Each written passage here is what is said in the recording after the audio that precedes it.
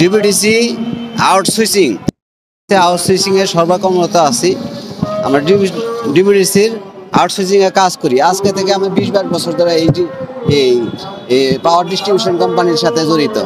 কিন্তু আমরা আমাদের যে সরকার যে বেতন নির্ধারণ করে দেয় সেটা ঠিকাদারের মাধ্যমে দেয়। সেই বেতনটা আমরা যা দেয় আমরা পাই না, এবং ঠিকাদার আমাদের বেতনটা বেতন এবং চেক তাদের কাছে থাকে, কারণ ওনারা যে বেতন দেয় সেই বেতনই আমাদের নিতে হয়। এবং আমাদের ছুটি ছাটা নেই। কোনো অসুস্থ হইলে, কোনো ভাই যদি কোনো সমস্যায় থাকে বা অ্যাক্সিডেন্ট হয়, তাহলে এই কোম্পানি বা কেউ দেখে না, একমাত্র আমরা ছাড়া আর এদের কেউ দেখার নাই। কেউ যদি পুইরা জইলাও যায় তাও কেউ দেখার কোনো কেউ নেই।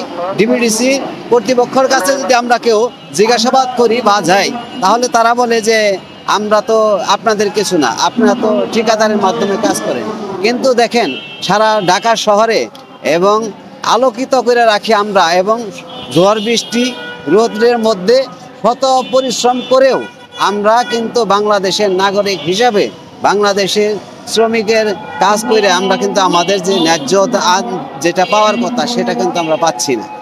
কাজেই আর আমরা এই জন্যেই অমরণ অন্বেষণ করতেছি যে পর্যন্ত আমাদের এই স্থায়ীকরণের দাবি এবং আমাদের সরকারি স্থায়ীকরণের দাবি যে পর্যন্ত আমাদের পূরণ না হবে এবং সরকার আমাদের এই দাবি মেনে না নেবে, ততদিন পর্যন্ত আমরা এখানে অন্বেষণ করব।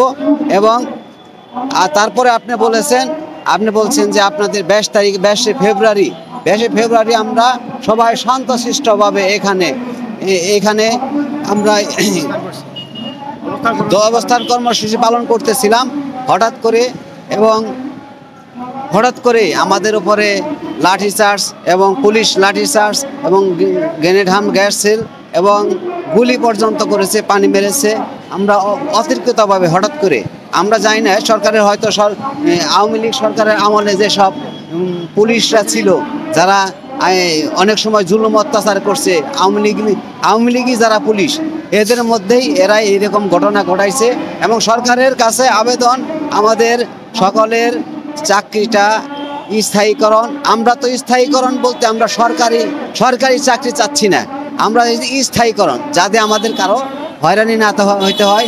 4 বছর 5 বছর পর চাকরি সেদিকে না যায়, এবং কোনো কারণে চাকরি যাতে না যায়। আমরা যতদিন চাকরি করার রুল আছে, যতদিন একজন মানুষ চাকরি করতে পারে, ততদিন জানি আমরা সুষ্ঠু এবং সুন্দরভাবে চাকরি করতে পারি। এই জন্যই আমরা এখানে অনশন করতেছি আপনাদের মাধ্যমে। এবং সরকারের কাছে, ইউনূস স্যারের কাছে আমার আবেদন, আমাদের সকলের আবেদন, যাতে আমাদের চাকরিটা স্থায়ীকরণ হয়।